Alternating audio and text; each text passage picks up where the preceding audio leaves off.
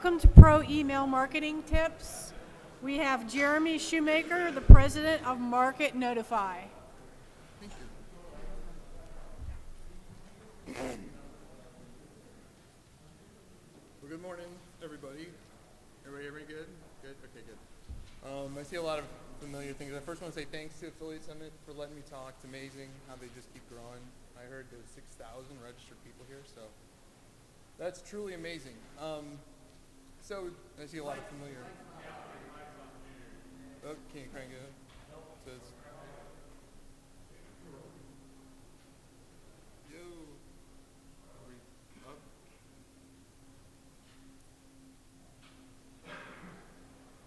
Okay. Mr. Chow, John Chow, everybody. Oh, we wait for the lapel. Round of applause for John Chow. Or don't, that's fine.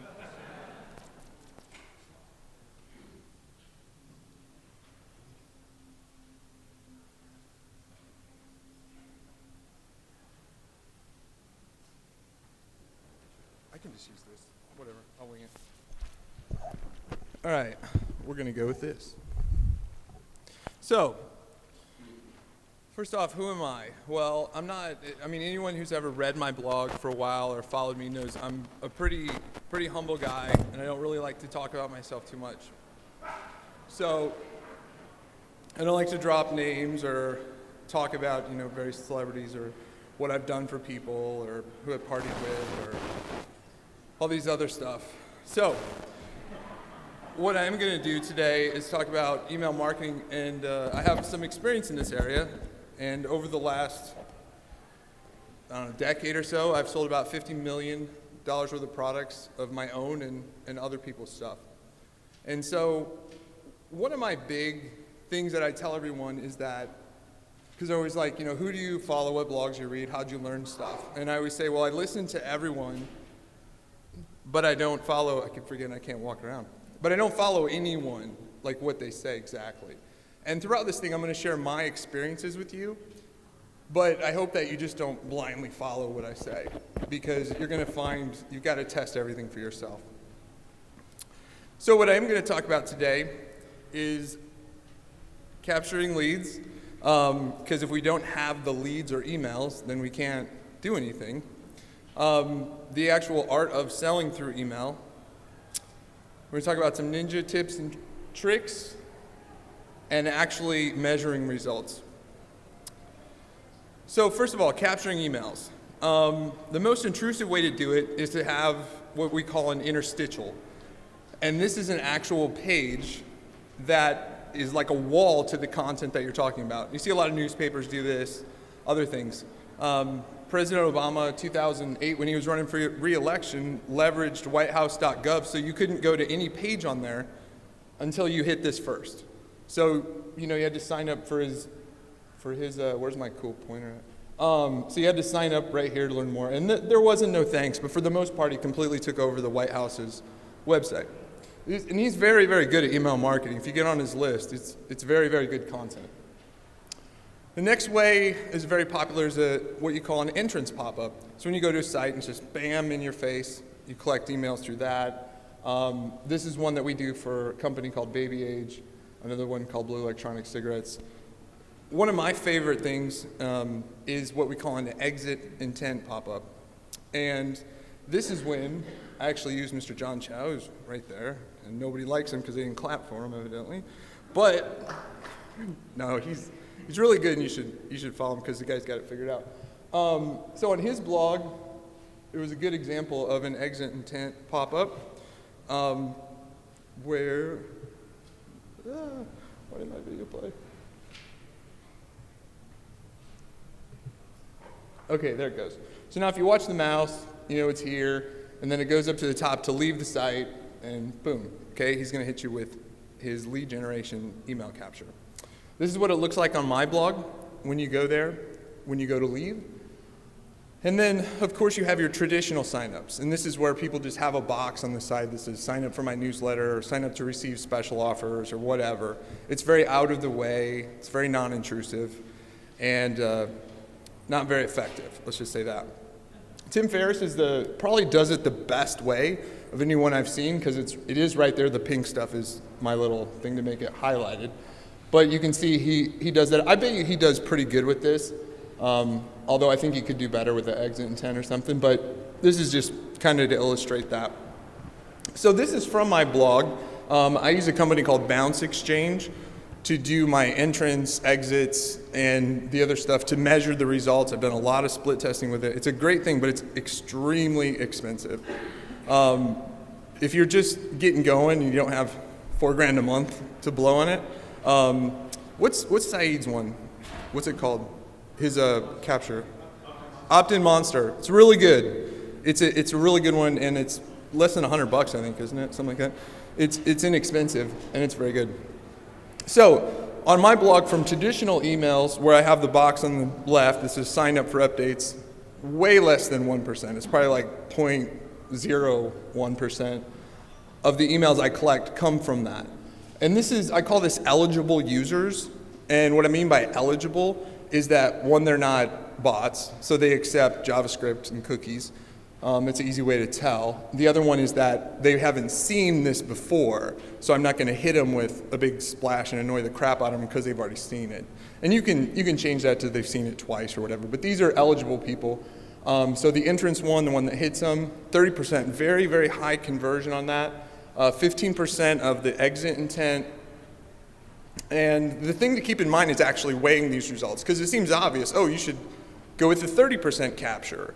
But you actually have to look at what happens in that, because when you capture them, you generally take people to a thank you page and then have something for sale and something like that. So you have to kind of measure it, because with the traditional sign up, they may or may not have actually read the content that they came to your blog for, your commercial website or whatever.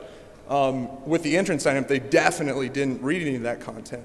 And that can actually really hurt you, because you've never actually build a relationship with these people, and therefore they're really not likely to come back, right? So, I mean, to the actual content site, you do get their email if they put in a right one, but it's generally not a user experience, and that's why I really like the exit intent, because even though it converts half as well, that's what I run primarily, because that way the users got the content they came for, and then as they were leaving the site, you got to, hey, wait a second, I'm going to give you some stuff if you give me your email. And so, yes, you could actually redirect them back to the page. It's a little bit more advanced. I don't do it yet, but I mean, I haven't never seen anyone do this yet, but it's definitely something you could do. So, and then of course you just have your general landers that capture leads. This is kind of pretty basic. Set this up, learn how to do this. I'm going to show you like what I call my ninja lead gen. I'm always kind of thinking of like outside the box ways to create leads, relatively cheap or for free. So this is something, and if you actually go to, if you have an iPhone, and you might want to write it down because if you want to see it, and you really have to see it to appreciate how beautiful this is. But I mean, it looks identical to an app in the App Store.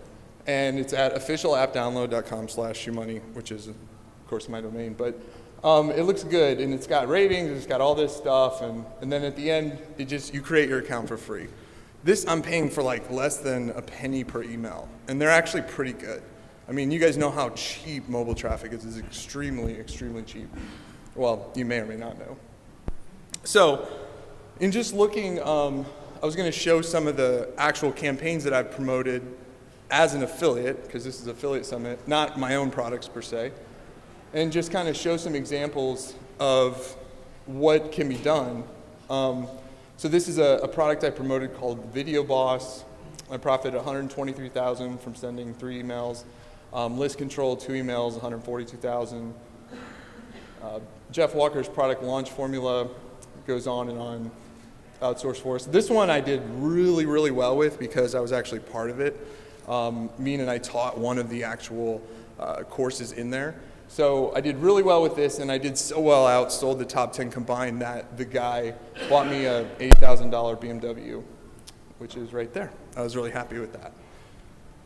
So recently there's a one called Amazing Selling Machine. I did about $111,000 through 3 emails. So as you can see, like this is just like kind of the bigger hits. And I always tell people, which is a line I took from John Reese, who I met about 9 years ago and told me this. And he said, having your own email list is truly like going to an ATM. Like every time, and I know like if John puts out a WordPress plugin or something, or various other people, Zach has something, I can just email my list and money will come in. But there's an art to that. And that's what I want to talk about next, is the actual art of selling without losing your customer base. And all of this stuff really applies no matter what you do. If you're an affiliate network talking to your employee or your affiliates, or you're an e-commerce site communicating to your users, really doesn't matter. It's all the same, and it's really a forgotten art. So the biggest thing is just have regular communication with people. You don't want to go more than 2 weeks without contacting users. I mean, sometimes I'm bad about that, but for the most part, if you go more than 2 weeks, you're gonna, by the time they hear from you, they're more likely to report spam, more likely to get off your email list, things like that. I actually just had somebody say to me, like, you don't send any emails anymore, you know, like, it's crazy when you actually give people value. Of course, when you email them, don't always promote things. John does, but he could give a talk about that and his results, right? He'll promote a Wendy's opening, like if literally. So never email what someone tells you to do. Like if someone, like affiliate networks are great. They send you like, just send this email and you're gonna make all kinds of money. That's not the case. And even when companies come to us and say like, we want you to do a promotional post about our product or service and we're gonna pay you X amount, and I'm like, that's fine, but I'm not gonna say what you have here because this doesn't sound like me. And my people are gonna be like, what the hell's this? So I always say like, I'm gonna rewrite this, I'll send it to you before I email it, but it's gonna be written by me. So I always rewrite those. Give people value, even when I sell things. I'm gonna talk about some specifics here in a second. They're usually, I didn't move or anything. They usually contain some sort of value. And when you constantly give people value, they truly feel like they owe you. And so I always give people free stuff constantly, a lot of case studies, a lot of stuff. And then when I sell products, I'll see the same people buy products over and over, and most of them never even log in to do it. It's just, they just want to support you and go through. And of course, I'm a blogger, but we've seen it work in e-commerce as well. I kind of like patent these 3 Ps that I've kind of come up with, which is called, or contains pain, potential, and proof. And it's really like, if you can have people feel that initial pain emotion of what they're missing out on, what this product isn't doing for them, whether it's making money on the internet, or whether it's feeling better about themselves with a weight loss product, or all kinds of different things. It's a very powerful thing to implement. On the potential, it's usually like, I always wanted this thing, what if this thing existed, stuff like that. And then the proof is any sort of testimonials. And those 3 things are just general copywriting. I call them the 3 Ps, but they've been around forever. And it's just basic copywriting of showing social proof. Pain and potential. A big thing is actually giving people something they want to read. As an email marketer, like when was the last time you got an email from someone soliciting you for business that you actually shared with a friend? Or like, wow, this is great, I'm happy I got this, let me forward this to a friend. So I'm gonna talk about some specific examples. I showed you Video Boss on that. When I promoted this, you kind of have to think outside the box, but actually, like I said, give people value, but there's some psychology behind it. So when I promoted this, I was like, okay, this guy's selling a training product on how to make videos. But he's also an NYU film student, and he won an Emmy Award for NFL films. A lot of people don't know this. And he also was the editor for the Blair Witch Project. But when he sells you this product, he's cousin Andy from Atlanta. Like you can't be that guy.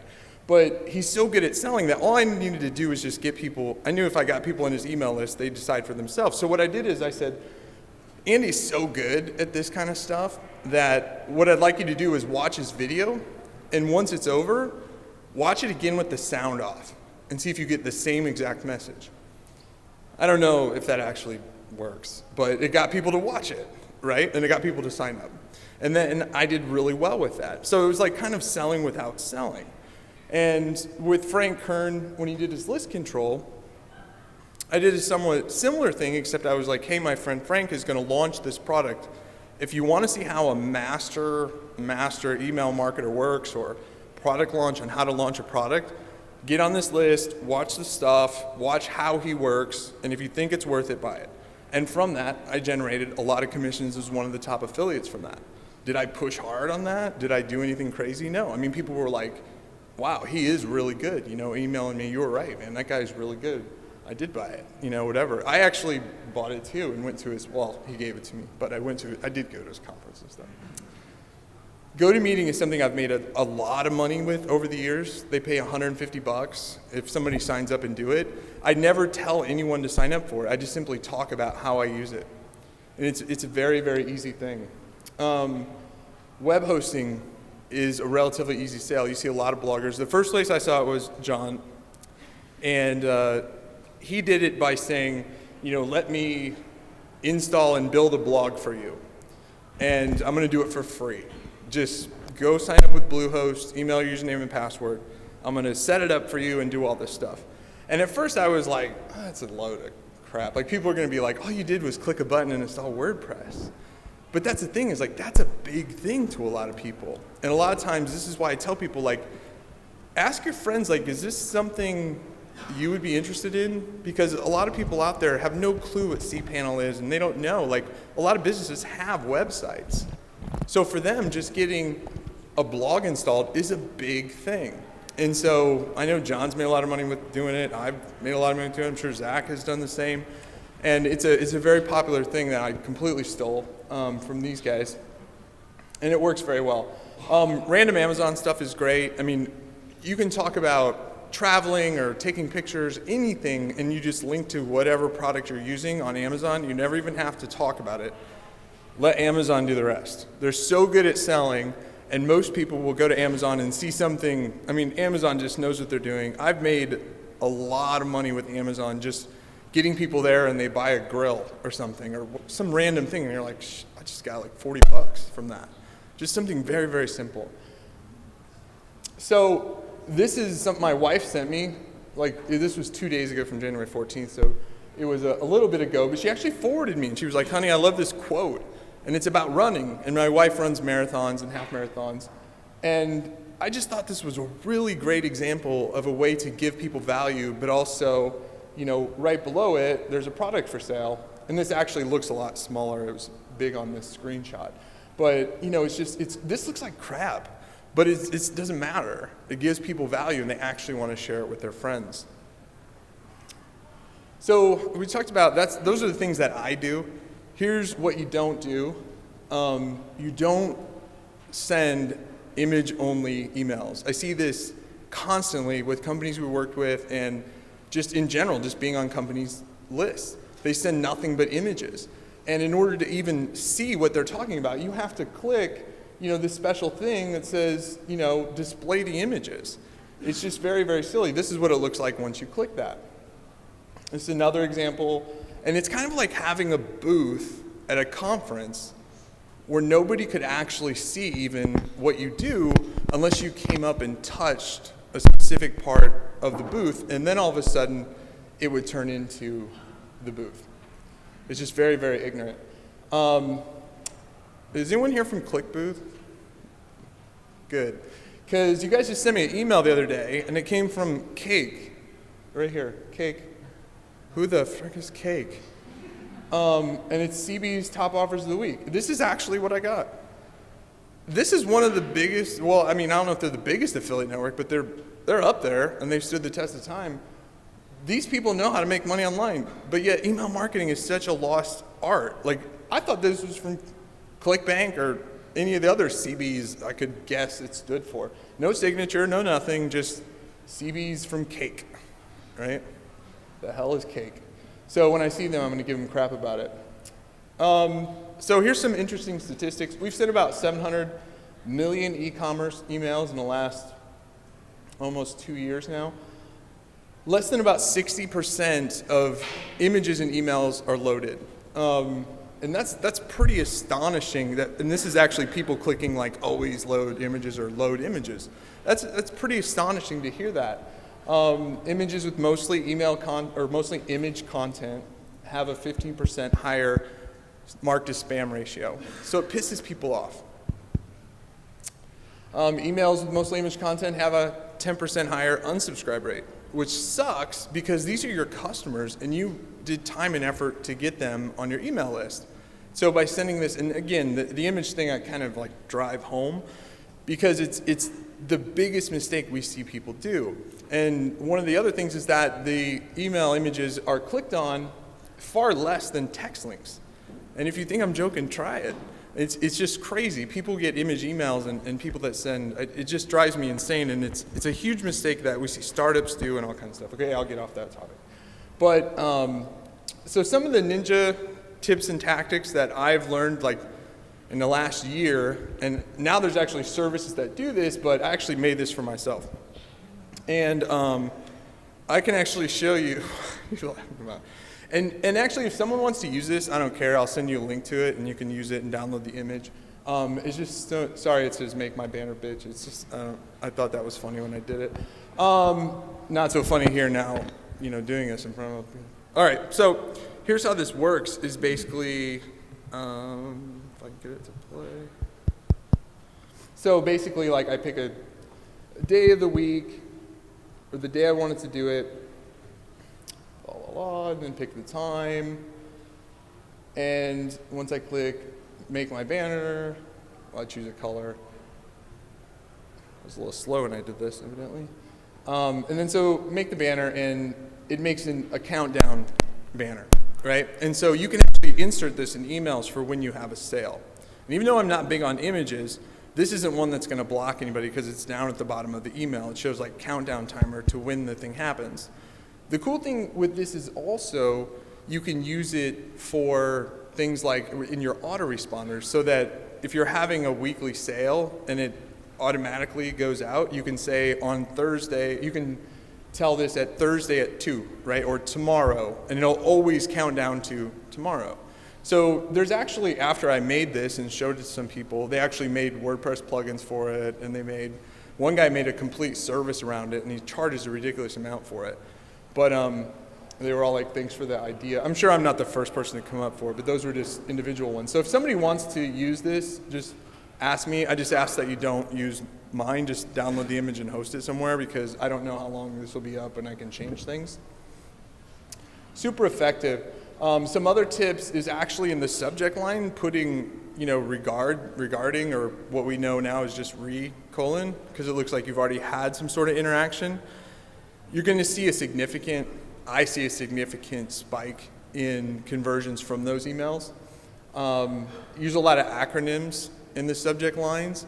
Like if I do, like one of my things is the Shoe Money system. I never call it the Shoe Money system, I call it like SMS, and it's like the secret within SMS instead of Shoe Money system. People are like, what is SMS? I want to see what that is. And so a lot of times people, they want to be in the cool club and find out what these acronyms mean. You always want to relate to your customer. Never be like, I hate when people talk about themselves in third person, or you go to a site and it's like, Jeremy Shoemaker's an award-winning whatever. It's like, what?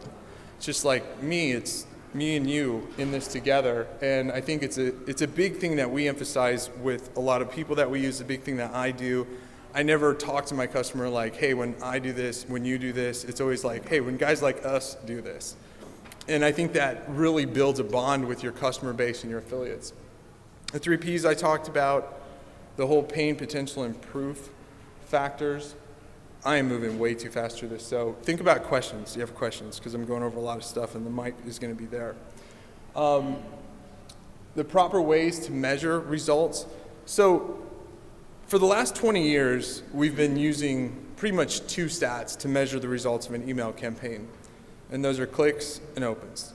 And in the last couple of years, it drives me insane that people in a lot of platforms use that as the primary measuring tool for deliverability, or, this email was awesome, look how many opens and clicks it got. And it's an archaic statistic, and it can be very inflated by bots, by firewalls, by all kinds of different things for opens and clicks, especially now that Gmail is actually caching pixels and things like that. You see various spikes, and it's just a very, very, very, like I say, archaic statistic to use. So how do you measure these things properly? Well, email really boils down to one thing. Did the email get delivered? And The biggest way to do this is actually just to make manual accounts somewhere. Just go make a Gmail account, a Hotmail account, Yahoo account, AOL account. It's free. And then just actually test, did the email go through? Great. Now we know it's delivered. So that eliminates step one. So now there should be no confusion. Now it's a matter of conversion, right? So you can split test that. This is actually a way, like I said, you can do it manually.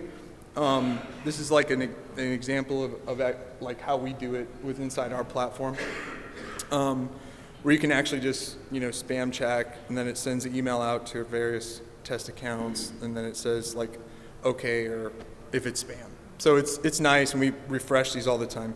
And that's another thing too. If you make manual accounts, you want to make sure to make new ones like every couple weeks, because it will get used to the same content and you'll have some false reporting. So you just want to keep those fresh. So now we got to measure conversions, because we know the email is being delivered or it's not. So our concern there isn't really a concern.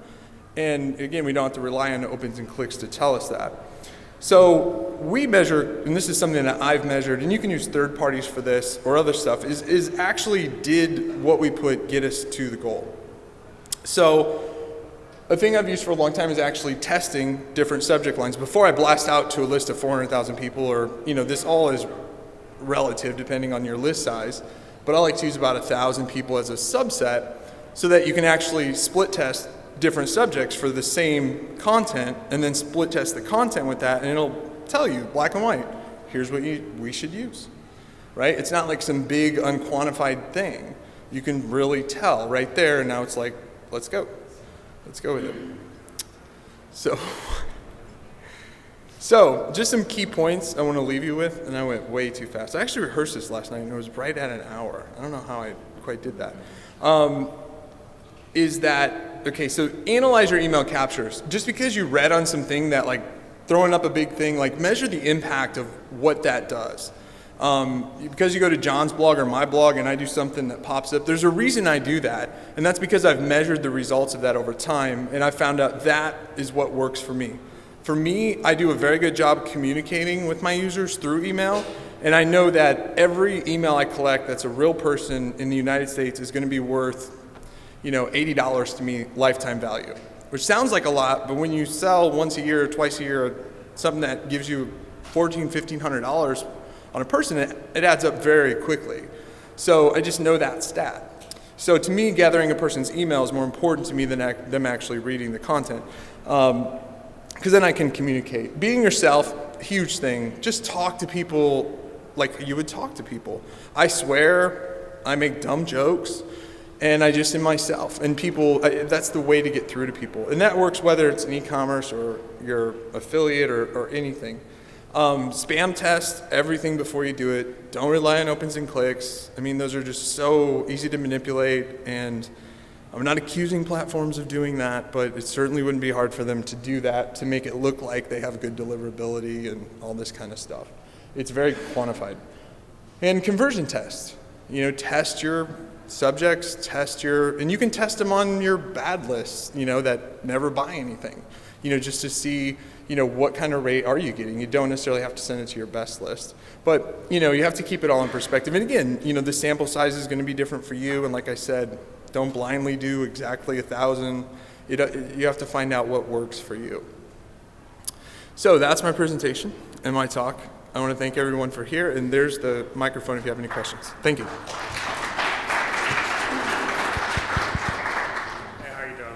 Good.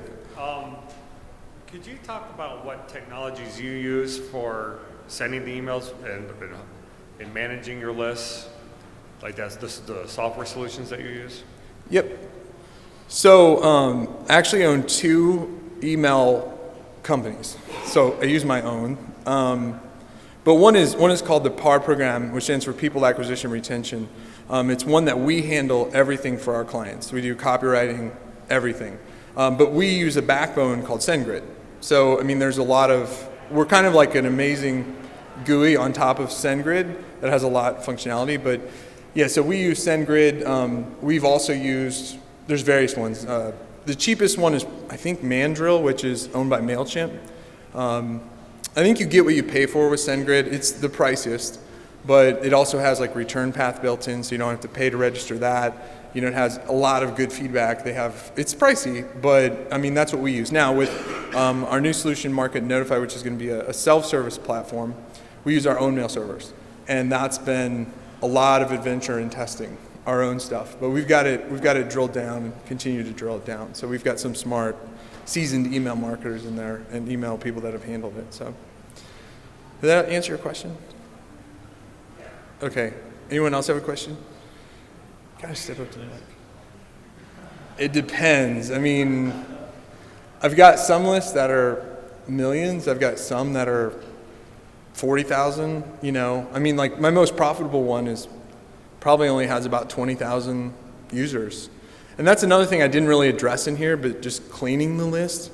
You know, if people, and this is one you can tell by the interaction. If people haven't visited the site in any way, shape, or form from that, and you can tell that by just a tracking pixel, you know, from image to that. Or you can use clicks and opens for that as well.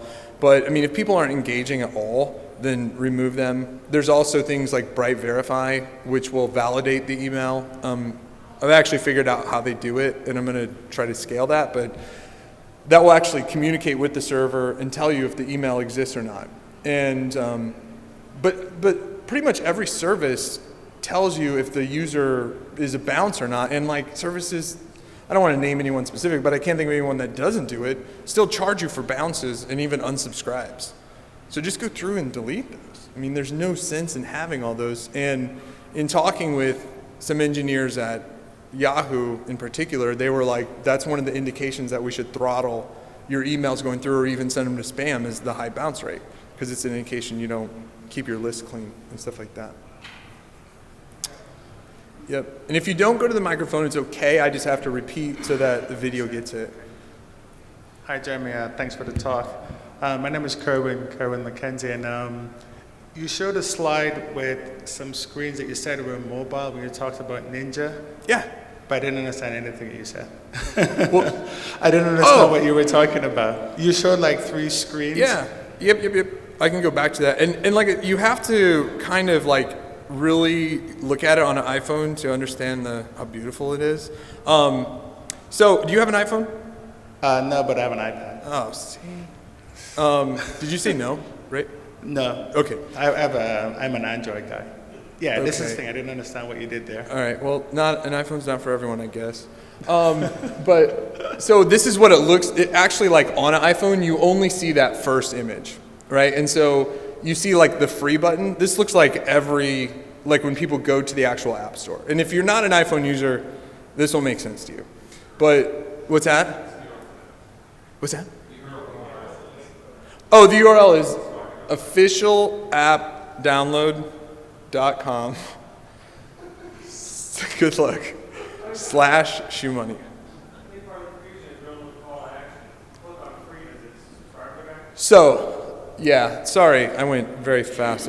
Too fast. And I wish I could have done some sort of emulator to actually show you step by step how it works. So, how it works is that on every iPhone app, when you go to the store, there's this little button up here that actually shows the dollar amount or free.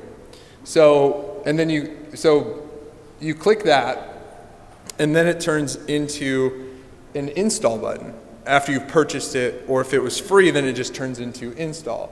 So when you click install, then it actually takes you to here. Instead of installing it, you just put in your email. And it creates your account. And I give them a great account on my platform. It's something I spend a ton of time developing.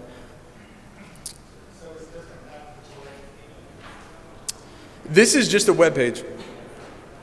And if you want to go there and view the source code, I don't hide anything. You can just rip it all, I don't care, and use it for however you want to use it. Unless you're John, don't. Officialappdownload.com. Sounds good, doesn't it? Like it sounds cool. On Android, does it look good? Okay, cool. I've never seen an Android. What is up with all you Android users? That's cool though. I was just actually going to ask you, is there a reason why you only target the iPhone users? Because you could do some protecting of the device and Yeah. go for the Google platform as well. That's a great idea. Yeah, for sure. And I only buy traffic for iPhone. So yeah, yep. That's definitely a good idea. So if you go there and you see it, you can't, like I said, like you're looking at it now. You can't really appreciate how awesome it is, can you? Like from the shots. You're not even looking at me, but I'm gonna pretend like you said it's awesome, right? So. It's an email I just got. Oh, I sent you an email. Okay. Did you buy it already? Did you buy some? Okay, but just buy it. So yeah, I mean, like, it's funny. Like, this is the questions I'm gonna get the most stuff about. But like I said, you just have to go there to appreciate it. If you can't figure out how to type it because it's definitely a long URL, just shoot me an email, jeremy@shoemoney.com, and I'll get back to you with the links on any of this stuff. And like I said, you can take it home with you. Yes.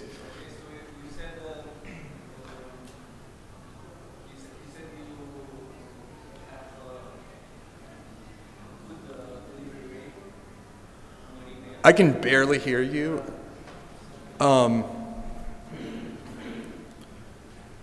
Sorry. But yeah, if people could walk up to the mic, because otherwise video people are going to hate me.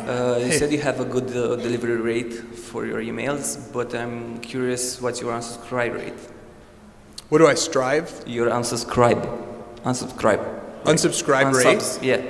Oh, it's extremely low. I mean, that's one thing that shows you black and white. I mean, that's a statistic. Like, what is mine? Yeah. I would say, geez, 0.001, you know? I mean, This is amazing, yeah. Yeah, it's very, very low. But I don't send any misleading content, you know what I mean? Like, the biggest thing we see with unsubscribes is pretty much anything that's a pain in the ass. I mean, I just don't have a problem with that. And on an agency level, we've taken on people that have had massive spam problems, massive. Like they've been kicked off of everyone, and so that's something like we actually just had somebody recently with a list of 7 million people, and not all of them have been emailed recently. But we don't say no. There's a company called eHygienics, which I know they're here. I've talked with them. What? Yeah, James. He has a very good system which will actually show you, they have a list of high frequency complainers that they'll strip out of your list. They have a lot of tons of stuff. And then we use, like I said, we use Bright Verify for bounces. But in spam in general, for email people you get a list of people that haven't been emailed, you just need to approach them with really kid gloves and just say, hey, we haven't talked for a while. I never want to inconvenience you. Click here to instantly be removed, and then make a big report spam button that also just unsubscribes it. I suppose you have the list segmented, the segmentation for the list. I mean, sending relevant emails to different people, right? Different subscribers. I understood a part of that. Yeah. Segmenting. Yeah. Segment. Huge. Yeah, and especially when in our agency side, and this as well, you can we match up against social networks. So just from an email, we'll know like if a person's on Facebook or what age they are. But yeah, segmenting, we call them, in our market, in our platforms, we don't call them like segments or whatever, we call them audiences. Okay. Because an audience could be made up of a person on this list, and this list who bought this product, but went to this page. You can create audiences. But I think that's a huge thing because I have my audience separated out by value. These people don't buy anything. These people buy products less than $50, and these people buy $1,000 products. Yeah. And the thing is, to separate those out, I'm really glad that you asked that. I'm sorry I misunderstood. And thanks for the interpretation. Is that is a huge thing as well. One more, you're on a booth here. Do I have a booth here? Yeah. No, not yet. Yeah. And okay. Too bad. That's my partner's fault because we were supposed to launch 4 months ago, and we're not quite there yet. But we will have booths at events once we launch. Hi, Jeremy. I had 2 questions actually. One is on your lead generation. You talked about some Upton monster or something. Upton monster. How do you Upton? UPTIN? Or? Yeah, I don't use it, but I mean I've seen it and I've promoted it. Saeed Balki is his name. He's not here, is he? Is he even at the show? I don't know. Oh, he's in another session right now. But it's a WordPress plugin, and I think it does work out of WordPress as well. But it'll do, and you guys use it, right? Zach and John, you both use it, and others here. So it does pretty much everything, right? Entrance, exit, yeah, yep. And how much is it? Like less than $100?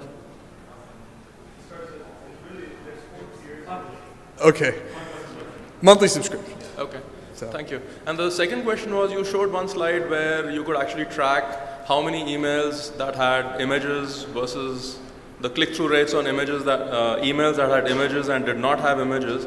Is there some special tool that you use to track that, or how do you track that? It's built into our platform, Okay. but you could use, I mean, heck, you could use Bitly, just and then look at how many, people actually. But it's more about because you want to know like how many bought, right? So there's a lot of third-party tools which you can use tracking pixels and sub-IDs and stuff like that. I think that's a little overcomplicating it. But, a lot of it is pretty simple. Like I said, Clicks and Open's not a big fan of, but Bitly does a pretty good job of sorting out bots and things like that. So you can kind of just see, but the actual goal is like, sometimes it might be to get them to get them on this one page. Sometimes it's to get them to download a free report. Sometimes it's other things. And a lot of times you can use in your link in the actual email, you could append it with like, let's say email equals, their actual email. And then in that link, they would click on it, and then when they went to the page, you would grab that out of the URL and then insert it, and you would know the conversion rate. Okay, I sent 1,000, I collected this many emails from this, and you could put like, and campaign is 1. I mean, that's like a cheap way to do it, like an easy way, Thank you. but it doesn't sound so easy, but it is. Yeah.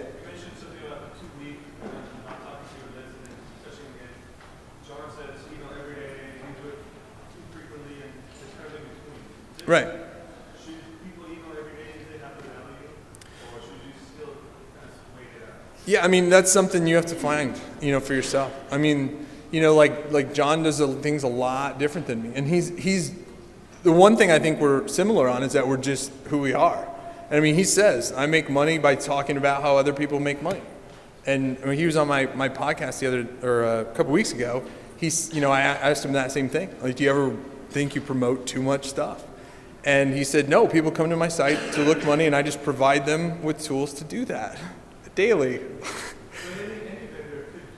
Yeah, for sure. Yeah, and actually, go ahead. Just from your experience from somebody coming in with a 100,000 email list, how do you advise them? We're going to send 40 emails a month, or we're going to send 40. How do you decide that? Yeah, so obviously you have to look at past history, but like let's just say fresh.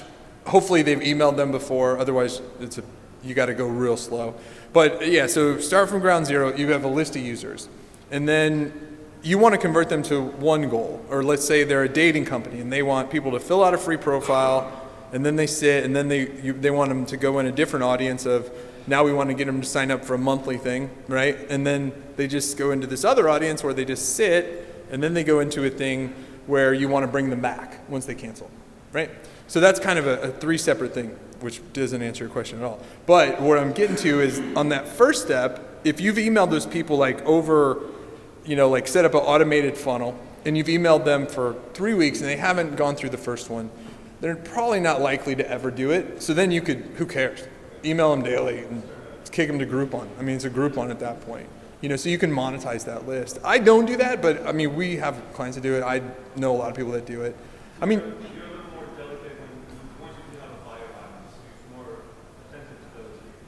yeah, I don't separate them out on my blog newsletter list. I mean, I separate them out by their price point at what they purchase things at. I'm just because I mean, like a $2,000 product sent to somebody that doesn't, it's just going to annoy them, and then vice versa. You rarely see people buy. Actually, I mean, like it's crazy. There's people, I'm bad. I buy pretty much every WordPress plugin and everything. I mean, on JVZoo, I love JVZoo, and I'm on their daily product of the day, and I buy at least something a week. And a lot of times just I want to look at the code, because it's open source and PHP. I'm just like, how the hell did they do that? And I'll be, Justin right here works for me, and has worked with me for a long time. I'm always like, dude, I can't believe this guy's selling a plugin for $20. Look how freaking much code this is. He had to pay a ton to have that developed. But anyway, And by the way, I have some books. I only have like 6 of my autobiography, which is an amazing read, by the way. If somebody wants, there's only like 6 that I brought here. But anyone else have a question? Yes, ma'am. I'm Mindy with Budget for I wanted to ask you, thank you for your presentation. Thank you. I wanted to ask you about, you say, don't pitch every single email. Just curious what your ratio is, and if you can give some examples of what topics you talk about in the other emails. So I think if you're a company, you're really always pitching, right? And in my emails, like he just got, a lot of them I don't try to sell anything, but there's always like a left sidebar where it shows like the products of the week or something like that. So every email is an opportunity. I said that a little bit wrong, but I could go into specifics on everything all day. But every email you send is an opportunity to send, to sell. Now, hard sells, like where I say like, some pretty hard-hitting stuff that I really, want people to buy stuff. Not very often, not very often, like maybe once every 3 months or something, like but that's a very hard sell where it's like, look, you can be one of these 3 people. You're going to tell your children, I didn't try it, or you're going to say, I should have, or you're going to say, like, I did awesome with it. Don't be the first one, just try it, there's a money back guarantee. Like, that's a pretty hard one. That's one of my favorite ones, actually. And I do the same one, but I just do it like once a year. That's a really hard one where you're probably going to lose some people, but like the dollar value equates. To answer your question, so basically every email is an opportunity if you've got links in there for it, but to actually like say, hey, we're having a promotion probably once a month or something like that when you're actually just, the whole email is focusing around this. But there's a way to do that, and the way is really like to give people value, or a lot of times if you explain to them why you're doing it, and instead of just saying, hey, we're having a sale, you could say like, in honor of being named, like when I was like, did I show you the Fast Company cover, like as my little intro thing? But when I was like, I've used that all the time, like in honor of me being the most influential person ever, like I'm gonna have this, I'm gonna have this crazy sale, and and it does a couple of things. It actually points out I'm awesome, and it also says we're having a sale, right? And a company can do that all the time. You win an award, you're like, hey guys, we're having a sale, we won this award, it makes sense to the buyer, and they buy. And that's a huge mistake I see, is people just saying, go buy this, we have this for sale, we have this for sale. Does that answer your question? Yeah, so for example, on those emails where you were talking about your affiliates and you made such and such money on 1 or 2 emails, so that you only do that 12 times a year. Yeah, those, and I tried to amplify that point, but yeah, those emails are going back 3 years. Okay. I promote like 1 of those a year, right? And maybe I think 3 of those were in 1 year, and then like the Amazing Selling Machine was last year. And I really like, unless I would buy it or I am going to buy it, I don't do that. And usually I have to, on a high dollar, because you're talking about products that are $3,000 to $5,000. So, and I always tell my users, and I've done it in one case, that if you have trouble getting a refund, I personally will refund you, because I know these guys, right? So, that's pretty good relationship, and yep. Hi, I'm Luke from San Diego. I had a question. With your email list that you have and your credibility at hand, how do you select products or services that you promote to your audience, and how critical are you on people approaching you with products or services? Yeah, that's a good question. Because I get solicited a lot, right? Because people are like, hey, you're going to make, probably once a week. It's like, make a quick $100,000. We've got this thing. Just email this thing. You're going to make at least $100,000. The best way to weed them out is to say like, why don't we go with 50, and you just pay me 50 and you keep the other 50 and I'll send this out, or something. I'm joking, but I'm like acting like I'm serious, and then I never hear from 95% of them. Because most of the time they'll say like, well, we work on this, and I'm like, well, see, that's the thing. You came to me, so I don't know anything about you, but you came to me, so this is what it's worth to me, right? But like I said, and it depends, because I have a lot of different lists, right? But like my blog users are like my love list. Like I'm very careful with them. I have products lists. Like if you go to, and that's the ones I have like millions of emails on. So those are, some of them are partials where it's like step 1 enter your name and email, step 2 buy. Well, I don't know any of those people who were in step 1. And if they move over to my newsletter list, then I take them out of that list.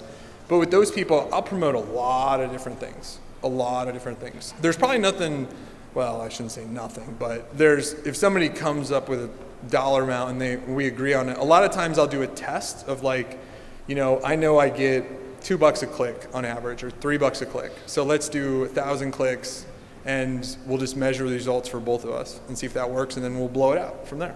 So usually about a $5,000 test budget minimum, and then that's me though, and I gave you like 4 different answers, but it just depends, on the list, how much you value it. Because like I said, my blog list is about $80 a person that's on that, or lifetime value of that user. But that list goes back since 2008-ish, something like that, maybe even shorter. But there's only, like I said, 20-some thousand active people on that list. The list is like 80,000 people, but in reality, it's only about 20-some thousand people that actually buy stuff and stuff like that. So, that they'd have to pay me, I think if I boil down the cost or the CPC on that, it's something around like $12 or something. It'd have to be. So that, nobody's going to pay that in their right mind. If they are, then we'll talk, but so I have various lists, and you just have to know the value of your list, and it's pretty black and white. What's that? Help list. Oh, health-related list? I don't, but I know people that do, like in health and fitness. Yep. Yeah. There's a whole and I'm totally not repeating the questions, but yeah, there's a whole circle in ClickBank of those guys, and it's enormous. If you can penetrate that market, but I don't have any particular people, but there's a couple of people I know in that space. So, sorry that was such a lengthy answer, but hopefully it addressed it. Okay, well, anyone else have anything? Otherwise, we have about 8 minutes. Yes, Mr. Former Hot Dog Man, now Shark Tank Man, right? Now Email Man. I like it.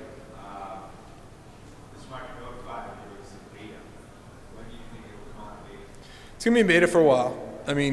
But that's kind of we give half off to people who sign up through the beta, so you'll pay half as much for lifetime, and you'll always get any additional add-ons for free.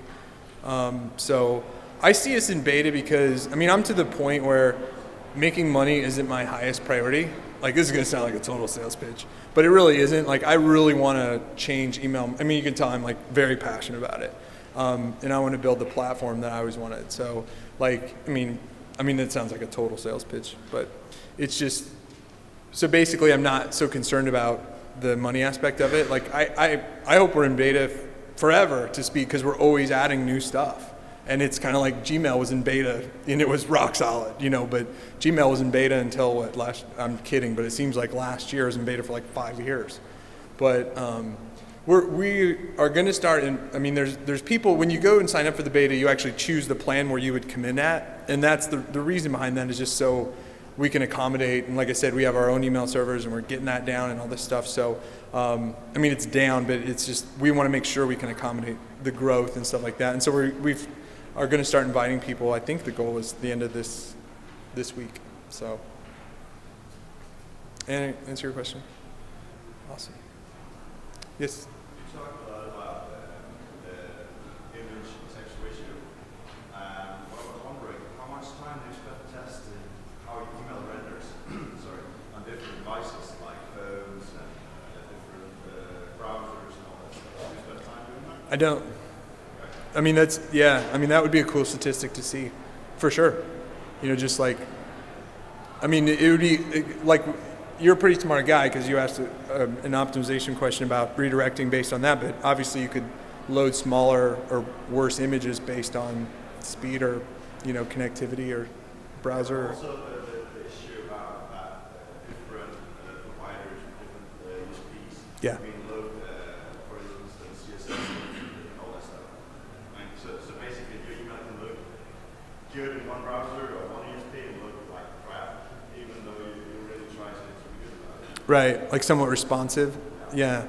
Mine will resize automatically. Like, but it's also the browser. Yeah, I mean, it's the browser, the email client that's doing that. Yeah, definitely. I mean, it's something you can do. He was asking about different devices, like changing images based on device, and it's something you could do. It's not something I've played around with, but yeah, for sure. These are easy things I could pull stats on because we just have all the data. So I think, Mr. Matt, gosh, it sounds like I got ringers in the audience, like asking me questions about my new. Right, well, meet me out there. So, at the end I have like this link to sign up. So if you're in the beta, like that's kind of a bonus of being in there as well, is you'll have first chance at we're gonna have like this is a sales part. We're gonna have like pretty high payout, like probably 60-70% for life. So just, like I said, my goal is to get users. It's not to, of course I'm in it to make money, but like I would rather, if anyone knows my affiliate network, Auction Ads, I was like half $500,000 in debt, on that company by the time I sold it. And it was because I never focused on making money. I just focused on building a really awesome platform. I fully expect to be a ton in debt on this for a long time. And I'm okay with that because I want to build like the ultimate platform. So, not that I'm pitching it, but it's marknotify.com. Just sign up for the beta.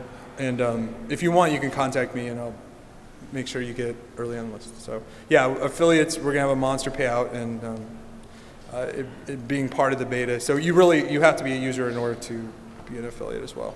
Actually, you don't have to be a paying user though. I think, Justin, is that right? Yeah, you can just, because we'll have a free account as well.